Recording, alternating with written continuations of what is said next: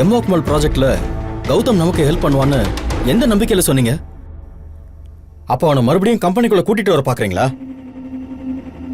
கௌதமி இலக்கியாவையும் வீட்டை விட்டு துரத்துறதுக்கு நம்ம எவ்வளவு கஷ்டப்பட்டோம்னு உங்களுக்கு தெரியாதா?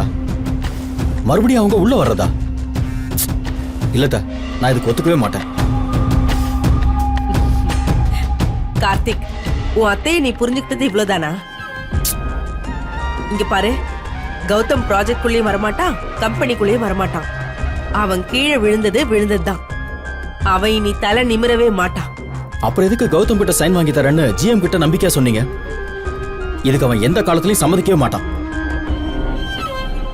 கௌதம் இந்த ப்ராஜெக்ட்ல இன்வால்வ் ஆகுற மாதிரி அவங்கிட்ட சைன் வாங்கிட்டு வரலனா எம்வாக் மால் ப்ராஜெக்ட் கிடையாதுன்னு ஜிஎம் தெளிவா சொல்லிட்டாரு. அப்புறம் நமக்கு கௌதம் கிட்ட சைன் வாங்குறது தவிர வேற வழி தெரியலையே கார்த்திக்.